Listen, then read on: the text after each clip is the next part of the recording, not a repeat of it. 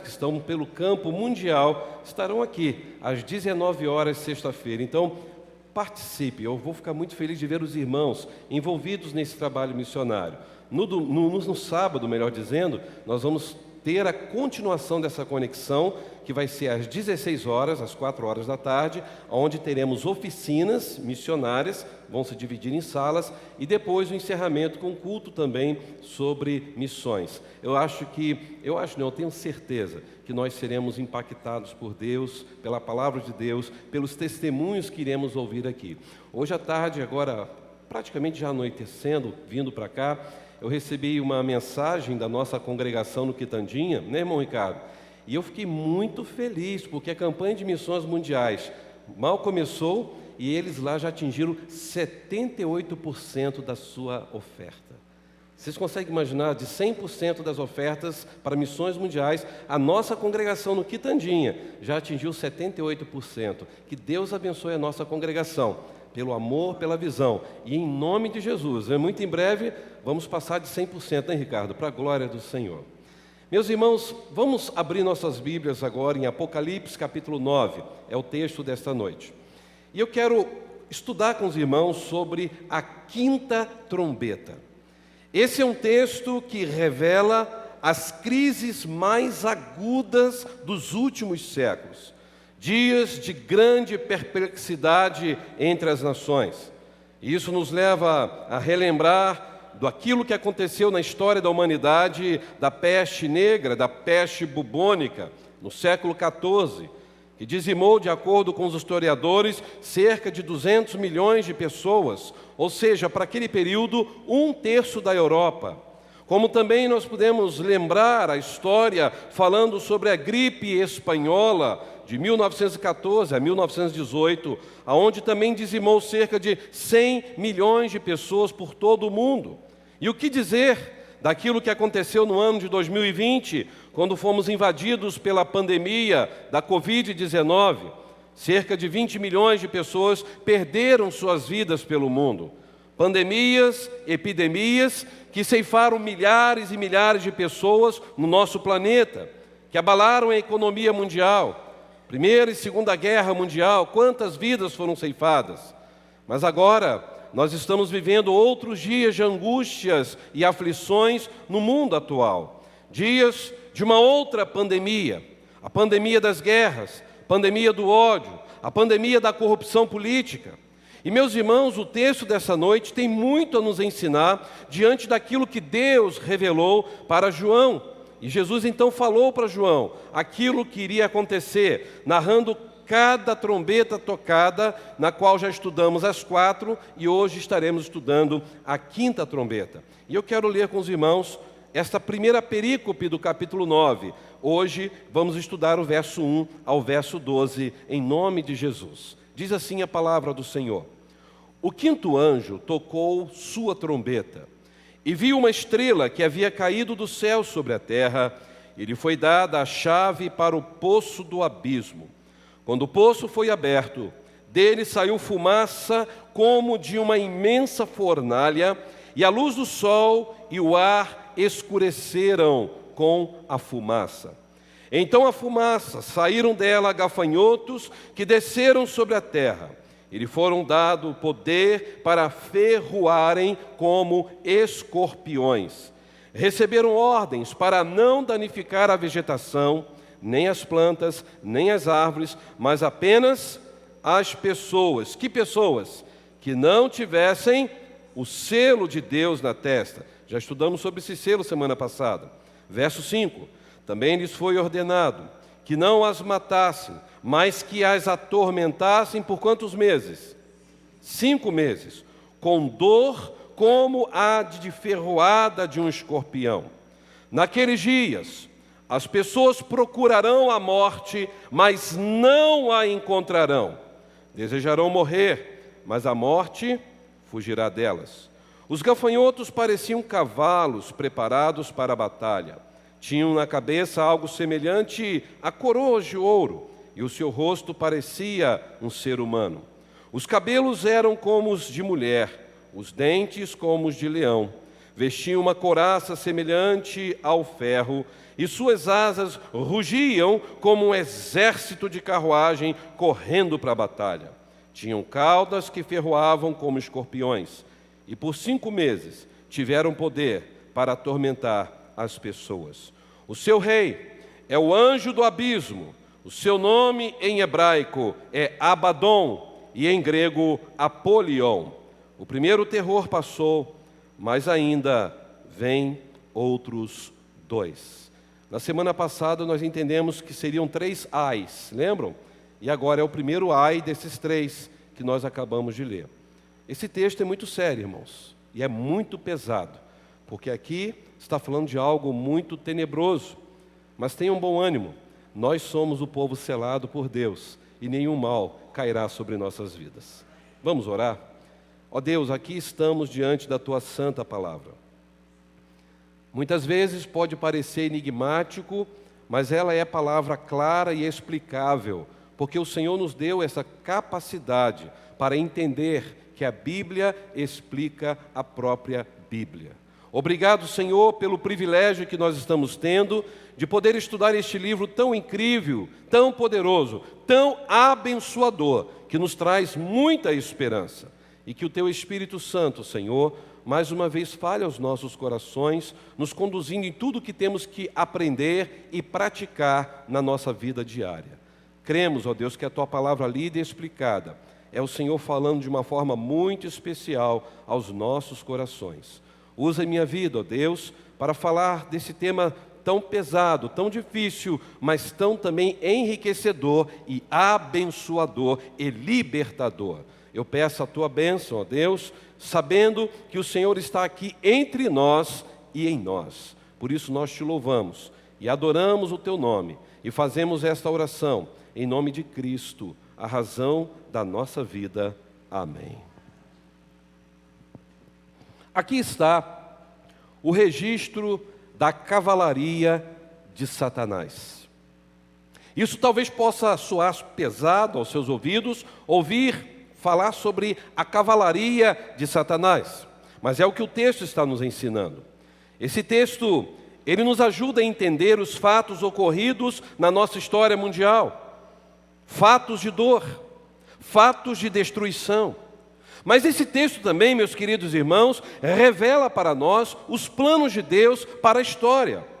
Na verdade, como nós já aprendemos aqui, essas trombetas são juízos parciais de Deus ao mundo que persegue a igreja.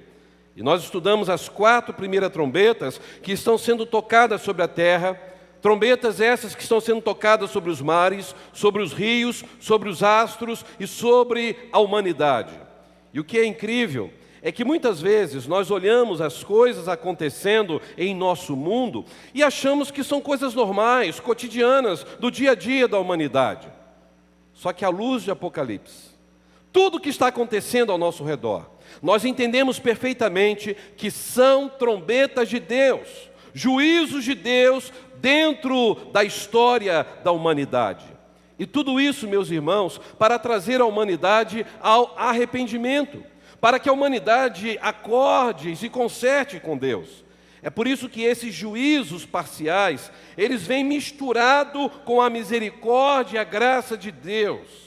E então, diante de um período de guerra que nós estamos atravessando, nós podemos ter essa certeza de que todos esses eventos é a voz forte de Deus, é uma trombeta de Deus, chamando este mundo que tem virado as costas para Ele diante do arrependimento.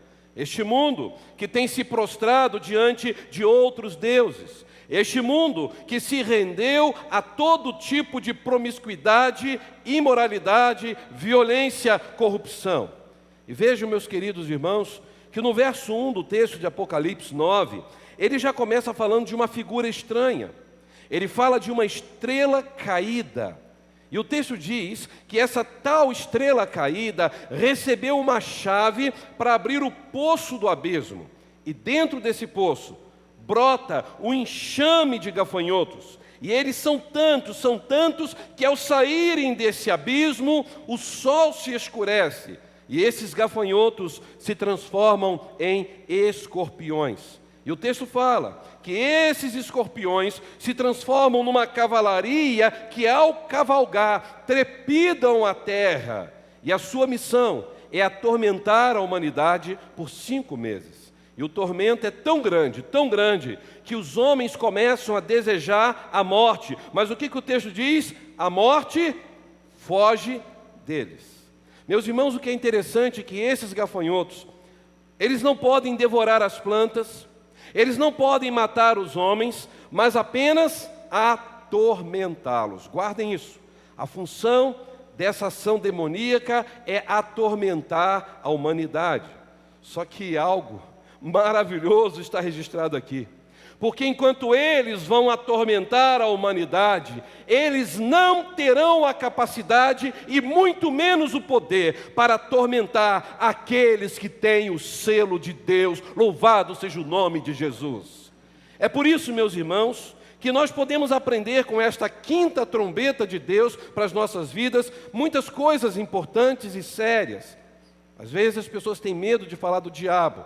Nós não gostamos de falar do diabo porque a nossa ênfase é Cristo. Mas nessa noite vamos ver o que ele tem feito na vida das pessoas e continuará fazendo. E a primeira observação que eu faço aqui é com o rei dessa cavalaria. Porque o verso 1 é claro em dizer que este rei é a estrela caída. Vamos ler o verso 1 de novo. O 5º anjo tocou sua trombeta e viu uma estrela que havia caído do céu sobre a terra. E lhe foi dada a chave para o poço do abismo. Repare o seguinte, João não viu uma estrela caindo, não é isso. Ele viu uma estrela caída. E é claro que essa estrela caída é referência a quem? A Satanás. Porque Satanás foi aquele que foi expulso do céu, ele caiu do céu. É por isso, meus irmãos, que Satanás é caído, é derrotado, ele está debaixo do juízo de Deus. E acho incrível que tem pessoas que pensam que Satanás tem o poder da chave da morte e do inferno nas suas mãos. Porque o texto fala que ele recebe essas chaves. Meus irmãos, nós já aprendemos aqui, e a Bíblia é clara em dizer, quem é que tem essas chaves da morte e do inferno em suas mãos? Quem? Abra sua Bíblia em Apocalipse 1,18. Vamos relembrar o que já estudamos aqui. Apocalipse 1,18 fala: quem é que tem a chave da morte e do inferno? É o diabo que tem? Vamos ler juntos? Sou aquele que vive e estive morto. Quem que vive e que esteve morto? Jesus. Mas agora vivo para todo sempre, porque ele ressuscitou. E olha o que ele diz no final do verso 18: eu tenho as chaves da morte e do inferno.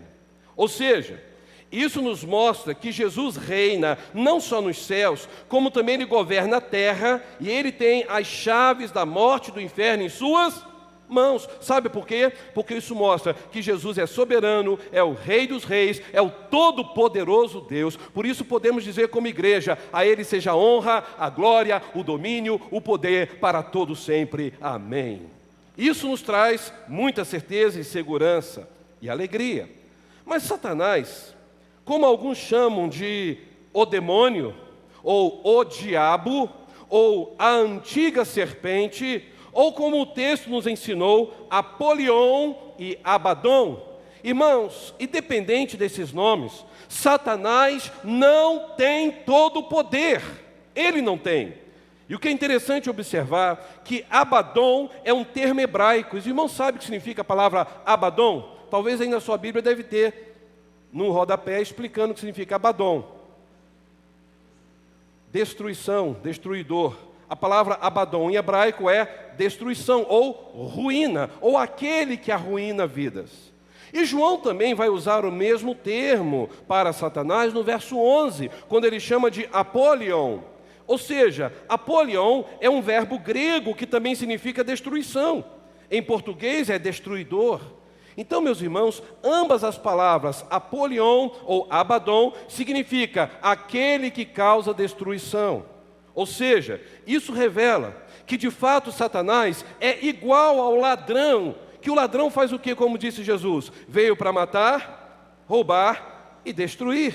Mesmo que o texto esteja falando de um ladrão, Satanás é um ladrão. Satanás também vem para matar, roubar e destruir. Ou seja, Satanás é o destruidor. Satanás, irmãos, é o destruidor da paz e da harmonia. Ele é o destruidor de famílias. Ele é o destruidor de casamentos. Quer alguém mais feliz para ver um casamento destruído do que Satanás? Ele é destruidor da pureza.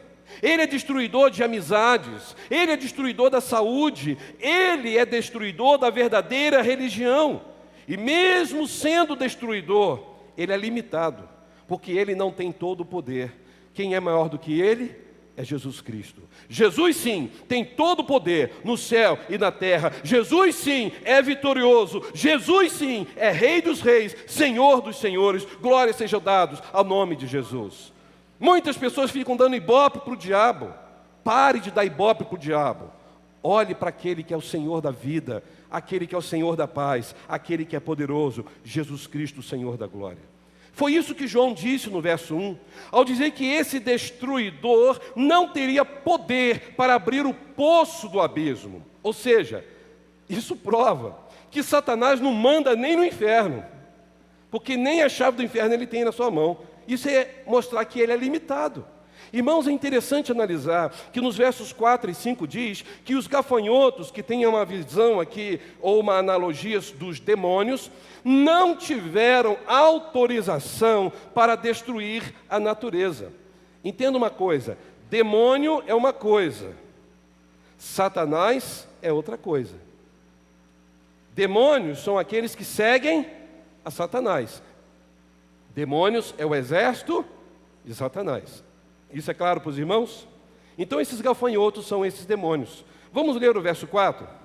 Receberam ordens para não danificar a vegetação, nem as plantas, nem as árvores, mas apenas as pessoas que não tivessem o selo de Deus na testa. Também lhes foi ordenado que não as matassem, mas que as atormentassem por 5 meses com dor, como da ferroada de um escorpião. Irmãos, tudo isso aqui para mim revela limitação de poder. Ou seja, esses demônios não tiveram autorização para destruir quem? O texto fala o quê? Eles só tiveram autorização para destruir o quê? Aqueles que não tivessem o selo de Deus. Ou seja, esses agentes do mal só podem ir até onde Deus os permite ir. Meus irmãos, Satanás só pode agir até onde Deus permite ele agir. Ou seja, Satanás tem o seu campo limitado. Os irmãos lembram do que aconteceu com Jó? Homem justo, reto, íntegro, temente a Deus. Deus permitiu Satanás tocar em quê? Nos bens de Jó. Deus permitiu Satanás tocar onde? Na família de Jó, na saúde de Jó. Mas Deus não permitiu Satanás tocar em quê? Na alma, na vida de Jó, ou seja, a vida dele não poderia ser mexida. É por isso, irmãos, que Satanás é limitado. Limitado por quem? Por Deus. É por isso que Jesus mostrou para João nessa revelação que Satanás é limitado até mesmo em questão de tempo. Porque aqui no verso 5 diz que ele só poderia agir por 5 meses. Agora 5 significa o quê? Pentagrama.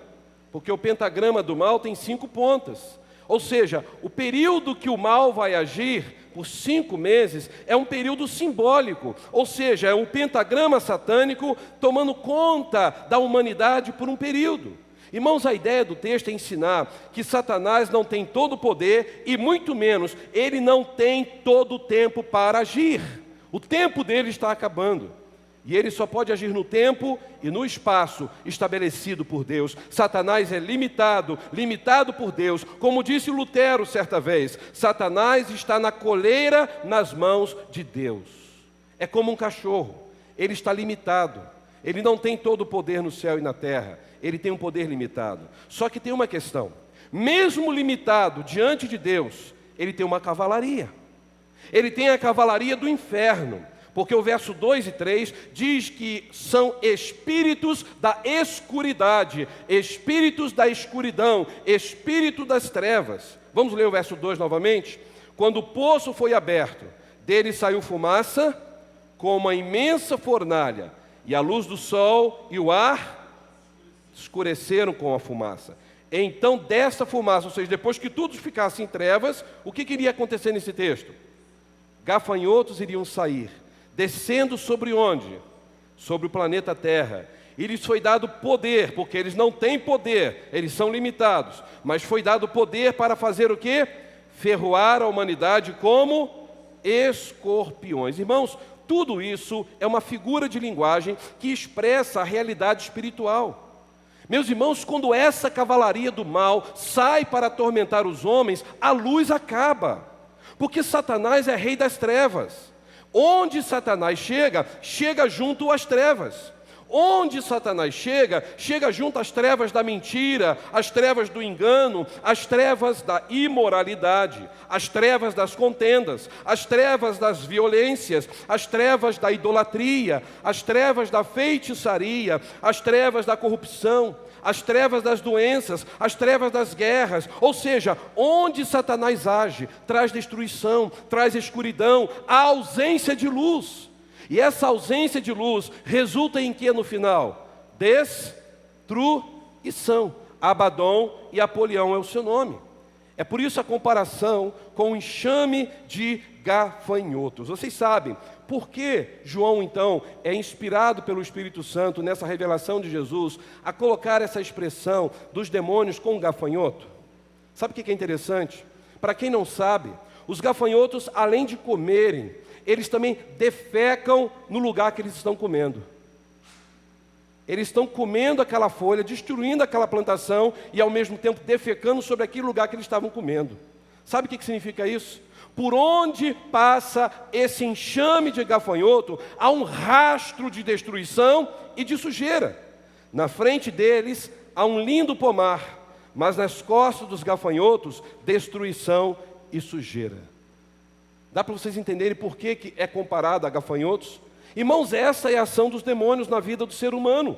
Eles chegam, destroem a paz, eles chegam, destroem o casamento, eles chegam, destroem as relações interpessoais, eles destroem a comunhão do ser humano com Deus, eles destroem a paz dentro da igreja para que as pessoas não tenham mais unidade umas com as outras e começam a criticar aqui, criticar ali e começa a ter um burburinho, confusão e assim não há bênção de Deus no meio da confusão. Essa é a função dos demônios, esta é a função de Satanás, levar escuridade, confusão, destruição.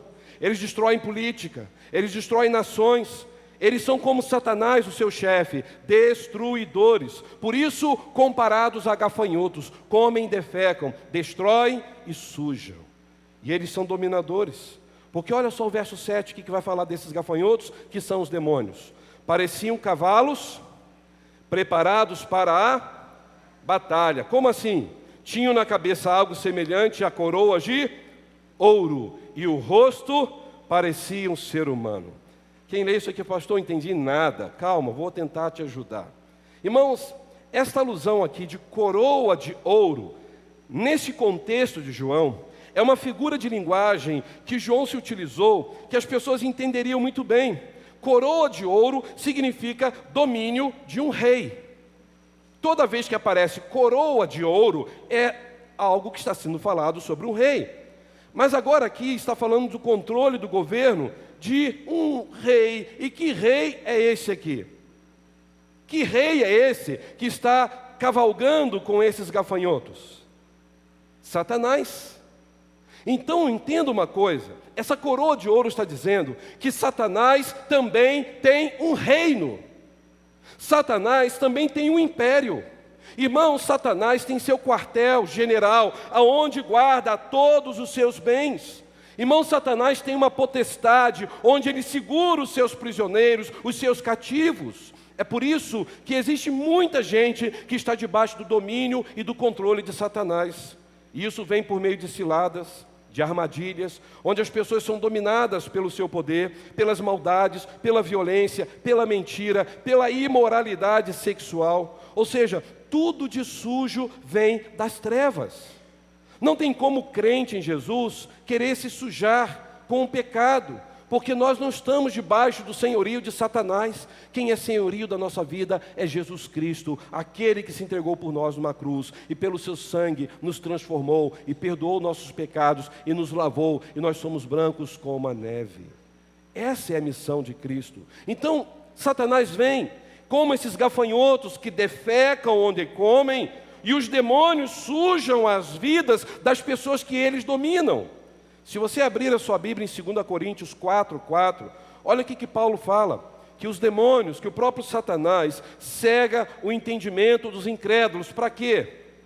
Para que eles não possam crer em Deus. É o tempo todo os demônios estão trabalhando, o tempo todo eles não brincam em serviço. Por isso que a Bíblia fala que os filhos das trevas são mais prudentes, porque eles trabalham o tempo todo, gente, eles não têm trégua.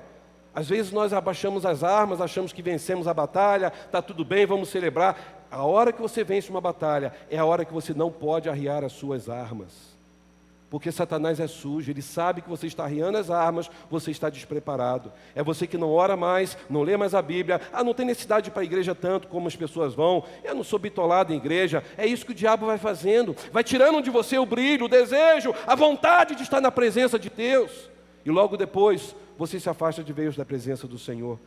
E mais, o texto fala que os demônios não são burros, não, são inteligentes. Porque no final do verso 7 diz que além da coroa, que significa que o rei desse império é Satanás, mostra que essa cavalaria tem um reino e defende um reino que é o reino das trevas.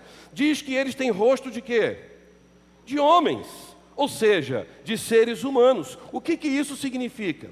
Meus irmãos, nessa conjuntura textual, quando se falava de rosto de homens, era o mesmo que falar que esses espíritos malignos, em forma de gafanhotos, possuíam a mesma inteligência do ser humano. Tinham capacidade de pensar e raciocinar.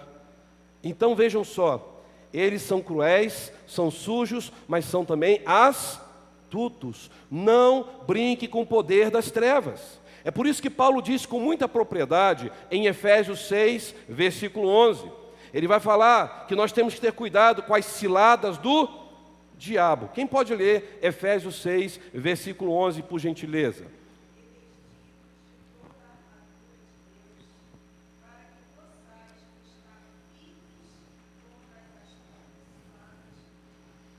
Para que vocês possam estar firmes contra o quê? As astutas ciladas de quem? Como que você vai resistir às astutas ciladas do diabo? Revestindo de toda a armadura de Deus. Mas o que me chama a atenção é a palavra ciladas. Porque a palavra ciladas aqui em Efésios 6,11 é a palavra grega metodeias. Metodeias significa em português métodos, estratégia, ciladas. Meus irmãos, se Satanás tem métodos, se Satanás tem estratégia, ele pode dar 2 passos para trás para demonstrar que ele está recuando para fazer novos planos, novas estratégias, criar novos métodos, conhecer mais a sua e a minha vida, para que possa o quê? Tentar nos derrubar e nos sujar. Irmão, Satanás e seus demônios, eles têm uma estratégia inteligente para tentar destruir o ser humano. Por isso que a Bíblia fala que o diabo está o quê? Rugindo como leão, ele está o tempo todo ao nosso redor. Ele está em tempo de olhar para a sua vida e ver quais são os seus pontos fracos, os meus pontos fracos. Vocês acham que o diabo vai querer tentar você naquilo que você é forte? Se você não tem problema com dinheiro, para que ele vai te tentar com dinheiro? Se você não tem problema com o sexo oposto, para que ele vai te tentar com o sexo oposto? Ele vai te tentar naquilo que você é mais fraco. Como que ele sabe disso? Métodos, estratégias, planejamento. Ele está rodando o tempo todo ao nosso redor. É aí, meus irmãos, que nós começamos a entender que todo o império das trevas conhece o ponto forte e o ponto fraco da humanidade. Rosto de homens, eles têm inteligência. Coroa, tem um reino, porque o reino é das trevas. E ele sabe muito bem como fazer uma boa armadilha. Lembra que nós estudamos em Tiago? Deus nos dá aprovação para sermos aprovados. Mas Satanás nos dá a tentação para sermos o quê? Destruídos, envergonhados. E agora, olha o verso 8, por onde que começa a destruição que os demônios fazem na vida do ser humano? pela sensualidade. Irmãos, aqui está um dos grandes momentos que a humanidade está vivendo hoje. A humanidade está presa à sensualidade. Nunca se mostrou tanto o corpo como tem se mostrado nos dias de hoje. Vocês imaginam só quantas pessoas hoje querem mostrar o corpo para mostrar que tem um corpo bonito, e isso gera imoralidade sexual. Imagine Júlio, o ministério de louvor, cantando ao Senhor, a irmã levanta a mão para adorar o Senhor, o umbigo aparecendo. Ah, pastor, qual é o problema? É jovem, está com vida, é jovem, mas aqui é o altar, aqui é o lugar sagrado. Aqui é o lugar de levar as pessoas a adorar a Deus. E quem tem mais interesse de ir contra isso? Quem que cuidava da música no céu? O diabo, Lúcifer. E o que ele mais quer é destruir, porque uma pessoa que está aqui fraca na igreja, vê alguém aqui na frente com uma roupa indecente, o que a pessoa vai fazer? Oh Deus, tu és maravilhoso. Não vai. Ela vai cair na carnalidade, vai pensar coisas absurdas. Meus irmãos, isso é muito sério. Satanás está olhando o nosso ponto fraco. E nós precisamos ter cuidado com isso. Ele sabe como começar a atingir a vida humana. Ele começa pela sensualidade. Foi isso que João diz no verso 8. Olha o verso seguinte, a expressão, falando sobre cabelos de mulher. Leiam comigo o verso 8. E os cabelos eram como os de mulher, os dentes como os de leão. Meus irmãos, João sabia que o culto pagão ao deus Dionísio, você pode procurar depois sobre o culto pagão ao deus Dionísio, tinha na sua liturgia, porque os pagãos adorando o reino das trevas, têm liturgia também, igualzinho copiando o povo de Deus, adorando a Deus. E na liturgia do culto pagão de Dionísio, as mulheres tinham que viver com seus cabelos soltos e balançando sobre o vento. E mais, elas tinham que estar nuas, sacudindo o cabelo, nuas e fazendo danças sensuais, seduzindo todos os homens que ali estavam. Este era o culto ao deus Dionísio no tempo da igreja cristã primitiva. Naquele tempo em que os irmãos estavam sendo perseguidos, a imoralidade sexual estava em alta. Então esses espíritos malignos, o que eles têm feito através dos séculos e milênios? Eles têm colocado sobre a humanidade um espírito de prostituição. Meus irmãos, é um mundo muito cruel, sujo e podre, o mundo da prostituição. E é inadmissível entender que alguém que se diz lavado pelo sangue de Jesus tem prazer de acessar esses tipos de sites. Sabe quantos que a indústria da pornografia lucra por ano? Bilhões, e já disseram que chega a trilhões. Isso é muito sério. E o pior, quando a revista Eclesia, alguns conheciam como Eclésia, mas eu conheço como Eclesia, que é a palavra grega correta, a revista Eclesia parou de ter acesso, talvez não teve muito êxito nas vendas. Ela fez uma pesquisa tempos antes de ser fechada, e ela pesquisou várias igrejas no Brasil, mais de 1000 igrejas, e fez uma pesquisa anônima.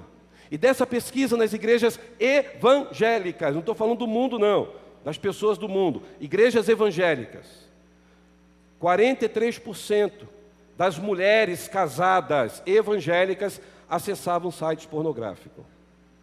55% dos adolescentes, não era jovens não, adolescentes evangélicos, não era do mundo não, evangélicos, já tinham vida sexual ativa.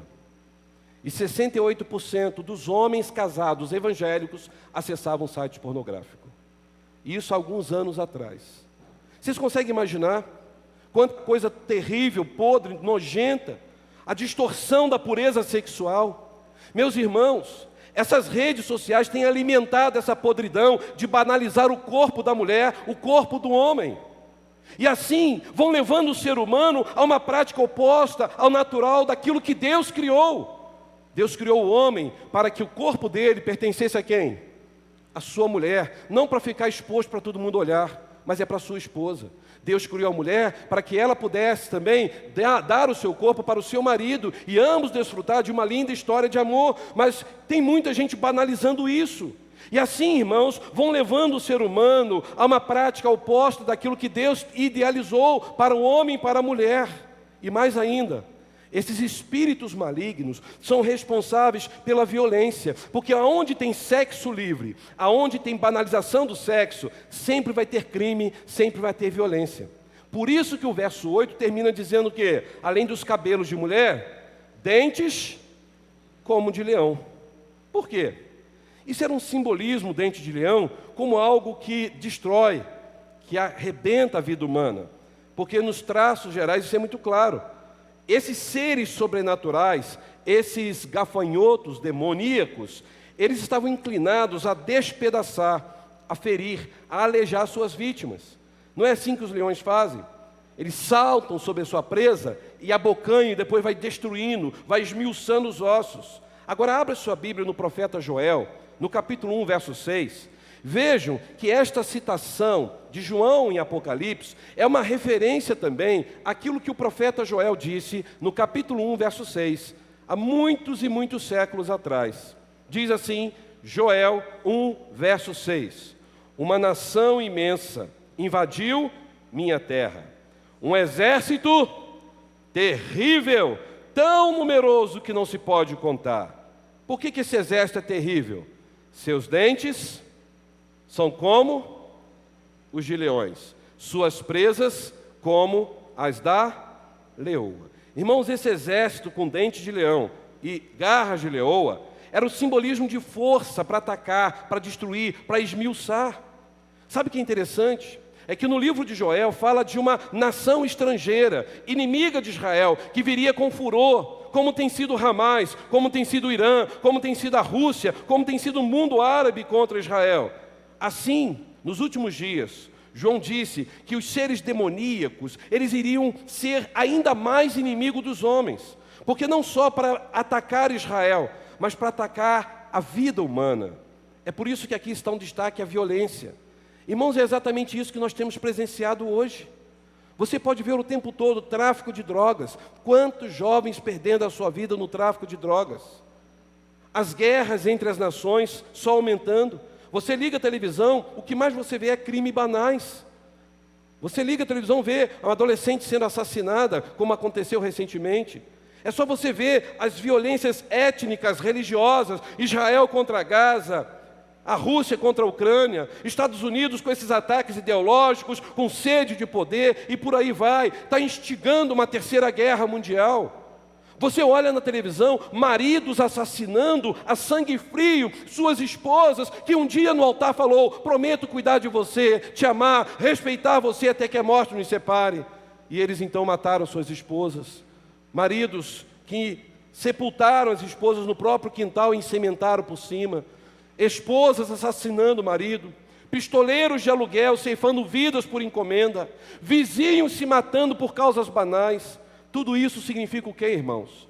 Espíritos malignos com dentes de leão destruindo vidas. Meus irmãos, João descreveu ainda que esses demônios tinham uma aparência de quê? Inatingibilidade. Nada poderia atingir esses demônios, aquelas pessoas que estavam ali revestidas de couraça, que na verdade eram seres demoníacos. Porque no verso 9, ele registrou que esses seres tinham o quê? Couraça de ferro. Provavelmente, aqui já era uma profecia dos tanques de guerra, dos aviões de combate voando para lá e para cá, em grande velocidade. Os drones que estão sendo usados hoje, não é um barulho de gafanhoto também? Aquele negócio para lá e para cá. João já estava vendo tudo isso, irmãos. Tudo para a destruição. E isso nos ensina, meus irmãos, que toda guerra é uma ação demoníaca, porque não há paz no coração do ser humano. E nós não podemos lutar contra esses inimigos com armas humanas, porque não tem como lutar contra os demônios com uma pistola. Às vezes eu acho maior graça quando eu vejo alguns filmes de terror. Como estudante de teologia e ciência da religião, no meu mestrado eu tive que aprender a ver muitos filmes de terror, e falo para vocês, não assistam, a não ser que você estiver muito bem preparado espiritualmente para assistir. Se você não estiver preparado, não assista não. Você vai ver o camarada com uma bala, aí bota a bala de prata e consegue matar um lobisomem. Uma bala de prata, então, neutraliza um demônio. Aí vem um vampiro e vai dar um tiro lá no vampiro. Aí vem um ser demoníaco que dá um tiro, tem que atingir a cabeça, que aí vai matar. Não, tem que atingir o coração. Nem sabia que eles tinham um coração igual aos seres humanos. Seres demoníacos. Meus irmãos, a nossa guerra é espiritual. Não se vence luta contra os demônios com armas humanas. É por isso que Paulo disse em Efésios 6 que a nossa batalha é uma batalha espiritual e nós só vamos vencer se tivermos as armaduras de Deus. Ou seja, só vamos vencer essa batalha com uma vida cheia do Espírito Santo, com uma vida cheia do poder de Deus. Porque os demônios e Satanás só querem atormentar e destruir o ser humano. Veja o versículo 5. Também lhes foi ordenado que não matasse as pessoas, mas que fizesse o quê? Já que eles não podiam matar, atormentasse por 5 meses, com dor como a ferroada de escorpião. Irmãos, essa quinta trombeta do Apocalipse já está sendo tocada. Para mim, isso já está acontecendo. Sabe por quê? Nós estamos vivendo uma geração atormentada, Quito. A nossa geração está mal, desassossegada, inquieta. Meus irmãos, a nossa geração é uma geração que não tem paz. São pessoas que precisam recorrer às drogas para sentir paz. São pessoas que precisam recorrer às bebidas para ter paz. São pessoas que precisam de um divã para abrir o coração atormentado pela vida, para tentar encontrar a paz. São pessoas que procuram alívio em crendices esotéricas e misticismo para tentar ter paz.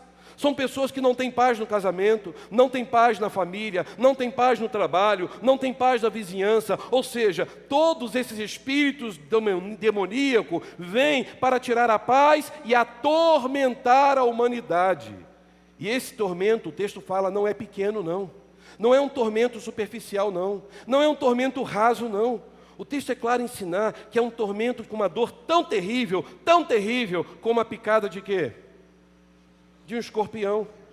Picadas que geram danos na vida humana, danos nas relações sentimentais, danos nas mentes, danos na saúde, danos nas emoções, a ponto de levar a pessoa a ficar tão desesperada, que ela procura a morte. E o que significa isso? Suicídio. Veja comigo o verso 6, por gentileza. Naqueles dias, as pessoas procurarão a morte, mas não desejarão morrer, mas a morte... Irmãos, nós estamos nesse tempo em que muitas pessoas estão desejando morrer. Pessoas que estão tão infelizes, esmagadas emocionalmente, que elas não têm mais capacidade de manter a sua vida. E nos nossos dias, meus irmãos, o suicídio tem sido o drama mais cruel do mundo.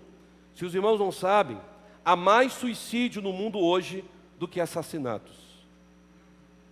Para quem não sabe, há mais pessoas se matando do que são mortas. E mais, para cada um suicídio que a imprensa divulga, existem pelo menos 9 que não são divulgados. No tempo que eu estava em Ouro Branco, naquele ano que nós chegamos ali, por causa da pandemia, muita gente quebrou, muita gente perdeu muito dinheiro. A fala que eu recebi de um policial lá foi o seguinte: pastor, só nesse ano aqui foram 7 suicídios. Mas isso não é divulgado, por quê? Para que não fique alimentando outras pessoas a quererem se matar. Por isso que eles não dão estatística. Tem muita gente que acha que tirar a própria vida resolve o seu problema, mas pelo contrário, só piora. Porque a morte não é o final da vida. A Bíblia diz em Hebreus 9:27, que ao ser humano está ordenado morrer, vindo depois disso, ou seja, existe algo depois da morte. O texto diz que pior do que a morte é o homem tentar morrer e não conseguir. É aqui que muita gente interpreta errado esse texto de Apocalipse que nós estamos estudando. Porque o texto aqui, meus irmãos, está nos ensinando que não é uma pessoa se jogar debaixo de um caminhão carregado com 30 toneladas que ela vai sair viva, que a morte vai fugir dela. Ela pode se jogar de cima de um prédio que ela não vai morrer, porque a morte vai fugir dela. Não é isso que o texto está falando. De uma pessoa que vai fazer de tudo para se matar e vai sobreviver, porque ela quase que vira uma imortal nesse período aqui, porque a morte vai fugir deles. Não é isso que o texto diz. Sabe o que o texto está dizendo? É que a dor que o ser humano está sentindo lá na sua vida, causada pelas ferroadas dos demônios, nem a morte pode tirar dele essa dor. Nem a morte.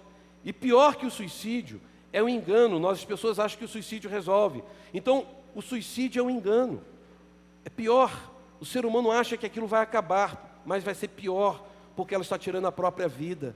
O suicídio, gente, propõe às pessoas que se elas tirarem suas vidas, vão resolver os seus problemas para sempre. Isso é uma mentira demoníaca. A morte não é o fim da nossa existência. Somente Deus tem direito de dar e tirar. Ele é o autor da vida. Só Ele quem tem o direito de recolher esta vida. Então, o que atormenta as pessoas, o que angustia, causa danos, faz o ser humano desistir de viver, são as flechas inflamadas dos demônios, que estão atacando a psique, o emocional de cada ser humano. Irmãos, esse é um tempo em que as pessoas estão muito doentes emocionalmente. Pessoas estão muito abaladas. Pessoas que muitas vezes não conseguem um tratamento certo. A depressão tem sido uma doença, irmãos, que está aumentando a cada dia. E Satanás está se aproveitando dessa doença. Entenda uma coisa, Satanás não criou a depressão. Pelo contrário. A pessoa estava possuída, por isso que ficou depressiva. Não, a depressão é uma doença. Então Satanás vê a fragilidade daquela pessoa, que o emocional está em frangalhos, ela então está ali acabada, arrasada, pronta a entregar os pontos. Satanás chega perto dela e fala: ei, dá cabo da sua vida, ninguém quer nada com você. É isso que Satanás faz. Ele aproveita a depressão, que é uma doença, e ele quer que a pessoa tire a vida logo. Irmãos, a depressão é consequência de problemas neuropsicológicos. A pessoa precisa de tratamento urgente.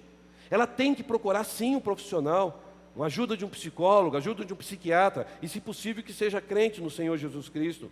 A questão é que o diabo ele não brinca em serviço. O diabo vê uma pessoa mal, em depressão, e ele quer que ela acabe com a vida o mais rápido possível. Irmão, Satanás está numa guerra contra a humanidade. É por isso que nós temos que entender a pergunta dessa noite: o que eu e você podemos fazer diante disso? Parece que nós não temos saída ao olhar tamanha atrocidade que Satanás e toda a cavalaria do inferno está fazendo sobre essa humanidade. A nossa saída é que, graças a Deus, o estudo dessa noite pode ser fechado com uma palavra de esperança. Porque neste mundo de angústia, neste mundo de depressão, de dor, de desespero, nesse mundo em que as pessoas estão abaladas emocionalmente, onde a cavalaria do inferno está cavalgando, trepidando sobre a terra, imoralidade, sujeira, guerras, violências, corrupções, cada dia mais aumentando, pessoas perambulando sem paz, sem esperança, pelas vielas da dor dessa vida, eu quero dizer aos irmãos: há ainda uma esperança. Há ainda uma saída, há ainda um consolo em tempos de guerra, diante da decadência que estamos vivendo. Há esperança, porque no verso 4, nós temos algo que pode blindar a nossa alma e o nosso coração. Porque esses demônios receberam ordens para não danificar a vegetação, nem as plantas, nem as árvores, mas apenas as pessoas que não tivessem o selo de Deus na testa. Em outras palavras, quem tem o selo de Deus, ao lidar com esses tormentos, ao lidar com esses danos diante da sua vida, não serão abalados, porque Cristo os sustentará, porque serão mais do que vencedores. Como disse o salmista no Salmo 125:1, os que confiam no Senhor serão como os montes que não se abalam, mas permanece para sempre. Louvado seja o nome do Senhor. Este selo de Deus, irmãos, ele só é dado para quem? Para aqueles que ouvem a mensagem da salvação, crê em Jesus Cristo, entrega a sua vida a Cristo, arrepende-se dos seus pecados, o Senhor vem, sela esta pessoa com teu Santo Espírito para sempre. Ela passa a ser agora, a partir deste momento, propriedade exclusiva de Deus. Irmãos, isso é glorioso. A pessoa vai estar blindada, selada pelo Espírito Santo. E diz a Bíblia, em João 6,37, que Jesus fala: todo aquele que o Pai me dá virá a mim, e aquele que vier a mim, de modo algum eu lançarei fora. Se você olhar Apocalipse 2,1, diz que nós estamos na mão de Jesus, seguros para sempre. Ninguém pode nos tirar das mãos de Jesus Cristo. João 3,16 diz o quê? Porque Deus amou o mundo de tal maneira que deu seu Filho unigênito, para que todo aquele que nele crê não pereça, mas tenha ou terá. Tenha ou pode perder a qualquer momento? Tenha. Se aqui está a expressão tenha, isso quer dizer um ato. Salvação é um ato. Justificação é um ato, regeneração é um ato, santificação é um processo. Diariamente você está procurando ser cheio do Espírito Santo de Deus. Então, meus irmãos, a solução não é ter dinheiro, a solução não é ter poder político ou religioso, não é ter muitos seguidores no Facebook, no Instagram, no TikTok, no YouTube, não é ter a melhor casa da região, não é ter o melhor carro, a melhor empresa, não é ter o melhor plano de saúde para te dar suporte na hora da enfermidade. Nada disso poderá livrar-nos nas ações dos cavaleiros de Satanás. A pessoa nunca terá paz na alma por si mesma, com recursos humanos, porque ela sempre vai ser atormentada, vai sofrer danos irreparáveis na sua vida, porque é isso que os demônios estão fazendo, como uma ferroada de escorpião. Mas se ela se rende aos pés de Jesus Cristo, se ela é selada por Deus, ela vai ter paz no meio da tribulação, ela vai ter consolo no meio da angústia, mesmo que ela enfrente até mesmo a morte, ela não vai ficar abalada, porque a verdadeira vida é a vida eterna com Deus lá no céu, porque a nossa cidade é a cidade que está nos céus, de onde eu e você esperamos o nosso Senhor e Salvador Jesus Cristo. Meus irmãos, diante dessa guerra espiritual, diante de tudo o que está acontecendo, a saída é entregar sua vida totalmente nas mãos de Jesus. Como disse o Salmo 37, entrega o teu caminho ao Senhor, confie nele, porque o mais Ele fará. Só haverá paz nesse tempo de guerra, com uma vida selada pelo Espírito Santo. Jesus disse, deixo-vos a paz. A minha paz, a paz de Jesus é de dentro para fora. Por que a paz do mundo não vai suprir nossas necessidades? Porque a paz do mundo é momentânea. A paz do mundo é pacto político. A paz do mundo é usar força, a guerra, para poder calar a boca do outro povo e assim tentar manter a paz. A paz do mundo é passageira. A paz de Cristo de dentro para fora é eterna, é imutável, é gloriosa, nos traz paz, nos traz esperança. Louvado seja o nome do Senhor. A garantia que nós temos, irmãos, diante de tanto caos, é ter o selo de Deus em nossas vidas. Selo na testa é a pessoa do Espírito Santo cuidando para sempre da nossa vida. E quem é selado pelo Espírito Santo não sofrerá o dano da segunda morte. Não sofrerá. Porque a primeira morte, todos nós estamos sujeitos a passar. Eu e você podemos morrer a qualquer momento. Primeira morte. Mas a segunda morte, por estarmos em Cristo, nós já temos uma vida eterna. Nós já passamos da morte para a vida. Nós somos salvos para sempre. É por isso que a nossa esperança vai muito além do que este mundo, do que este planeta, do que esta terra. A nossa esperança, irmãos, está no autor e consumador da nossa fé, Cristo Jesus. É por isso, irmãos, que nós temos que ter a alegria em dizer, no meio da tormenta, Jesus Cristo é o Cordeiro de Deus que cuida da nossa história. A Ele seja a honra, a glória, domínio, poder, pelos séculos dos séculos, porque é Jesus Cristo quem tem essa igreja na sua mão para sempre. Essa é a esperança que eu e você temos ao lidarmos com a cavalaria do inferno. Essa cavalaria se levantará contra nós, mas se levantará para cair no nome de Jesus. Nós somos do Senhor e nada vai acontecer com os servos de Deus. E o verso 12 termina dizendo, o primeiro terror se passou, nada aconteceu com aqueles que eram selados, os seres humanos angustiados, os seres humanos sentindo todo o terror, aqueles que desprezaram a palavra de Deus. Mas aí o texto diz, ainda vem mais 2 ais, mais 2 terrores. Irmãos, isso prova o que nesse verso 12? As tribulações vão diminuir ou vão aumentar? Aumentar. Para quem é pós-milenista, já cai por terra a sua tese, porque o pós-milenista fala que vai haver paz na terra, vai ficar tudo tranquilo nessa terra. Irmãos, o terror vai aumentar, os problemas vão continuar, as guerras vão piorar, as imundícies vão continuar, e somente pela graça de Jesus, eu e você vamos sobreviver tudo isso, porque a graça do Senhor é superabundante sobre os selados de Deus. Ela vem sobre minha vida, sobre sua vida diariamente. Nós não seremos abalados, porque Cristo nos proporciona isso. Essa guerra, irmãos, já está vencida. Não é uma queda de braço, como o maniqueísmo acredita, né? Se vocês puderem ler depois do maniqueísmo, era uma ideia teológica que acredita que Jesus estava de um lado, Satanás do outro, né? Vamos ver quem vai vencer essa queda de braço. Não existe queda de braço entre Jesus e o diabo. Jesus é vencedor. Ele já esmagou a cabeça da serpente. Ele ressuscitou. Romanos 16, 19 e 20 diz que o Deus de paz esmagará Satanás debaixo dos nossos pés. Não somos nós, é o Deus de paz, e Cristo já esmagou a cabeça da serpente.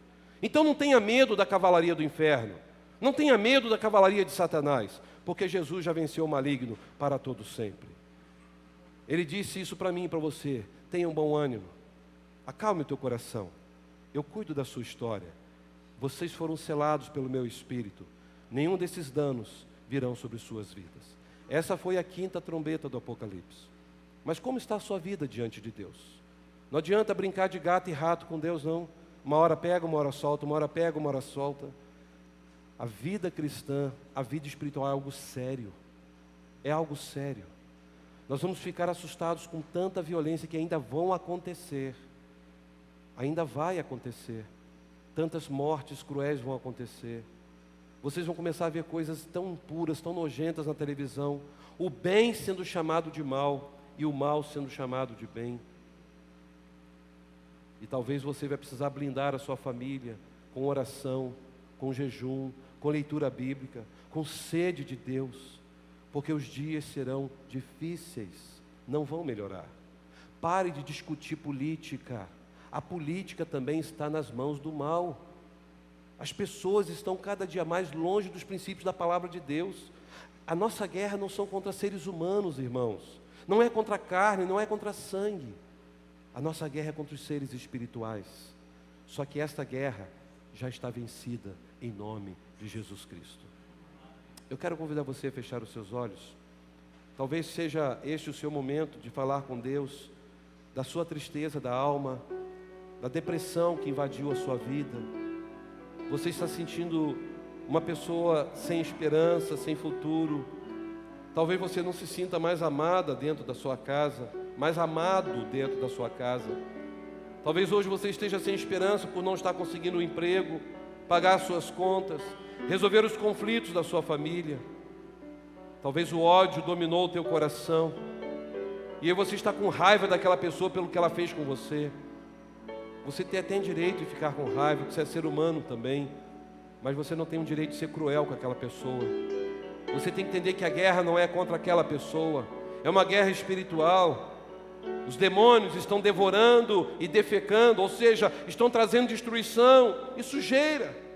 E o que eles mais querem é ver uma família dividida, é ver uma igreja se dividindo, é ver pessoas brigando o tempo todo dentro de casa.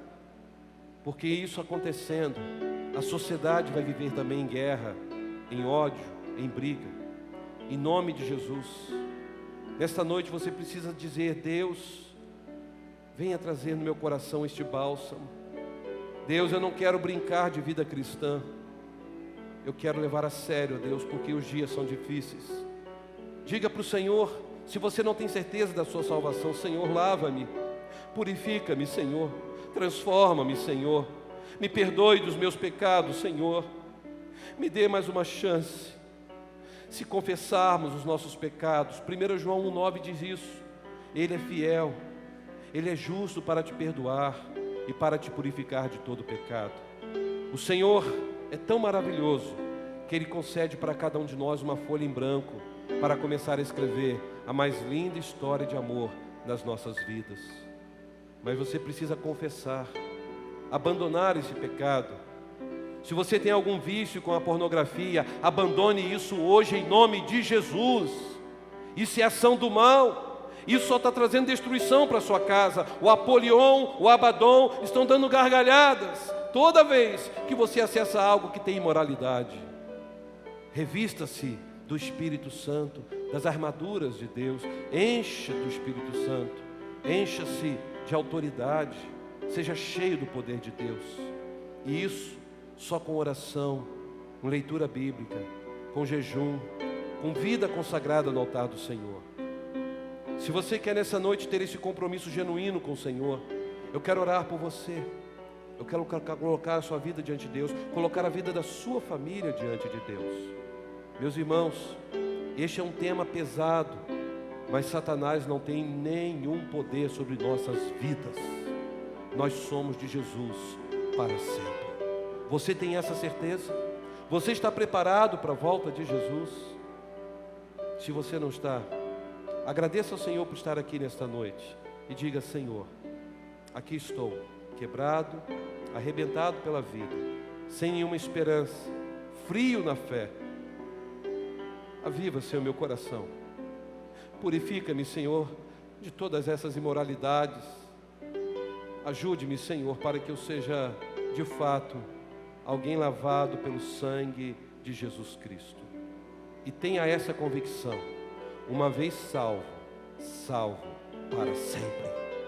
Deus não ia te dar uma salvação meia boca, que você tem, dali a pouco você perde. Uma vez que você é salvo, o Espírito Santo sela a sua vida e você é propriedade de Deus para sempre. O que você precisa fazer é se encher do Espírito Santo. Isso sim. E você tem que fazer isso hoje. Eu preciso fazer isso hoje, porque senão não teremos uma vida de poder diante de tanta atrocidade que o mal está fazendo neste planeta.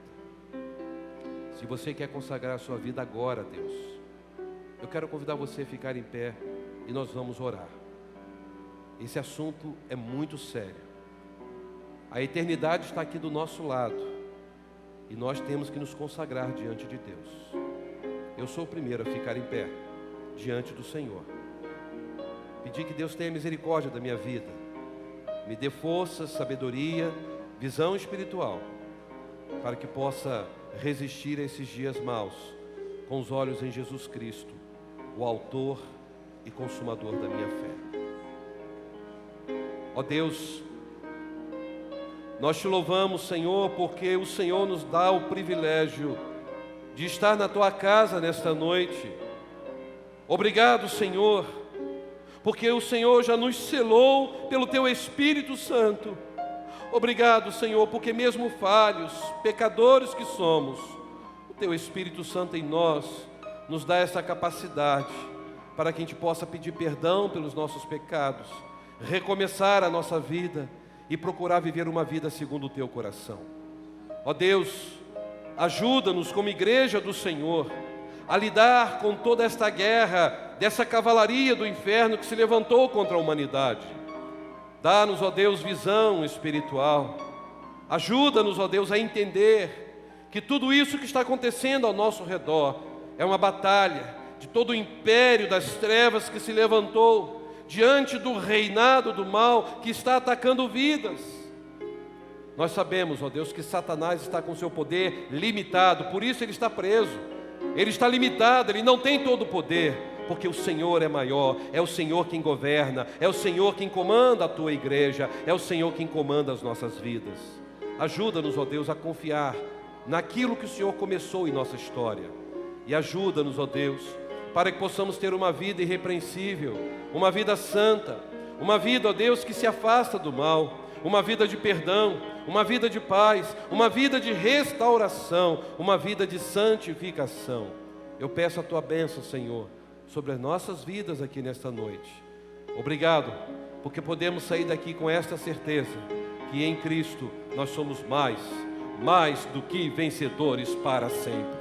Por isso, ó Deus, como ministro do Evangelho, eu coloco a tua igreja, a minha vida, as nossas vidas no teu altar, e eu entrego nas tuas mãos, Senhor, clamando a ti, que toda ação do mal caia por terra agora em nome de Jesus, para que possamos ser, Senhor, espelhos refletidores da tua glória por onde quer que vivamos. Senhor, queremos uma família consagrada a ti, queremos ter um casamento consagrado a ti, queremos viver relacionamentos consagrados a ti. Ó Senhor, nós te adoramos, nós te agradecemos e nós fazemos esta oração em nome daquele que está aqui entre nós e em nós, a razão da nossa existência, Cristo Jesus, o Rei dos Reis, o Senhor dos Senhores. Amém e amém. Louvado seja o nome do Senhor. Dê um abraço a quem está do seu lado. Diga: você é propriedade exclusiva de Deus. Em Cristo você é propriedade exclusiva de Deus. Pode sair do seu lugar, dê um abraço. Deseja a ela uma semana abençoada por Deus. Quero convidar os irmãos do louvor, nós vamos encerrar este culto adorando com alegria.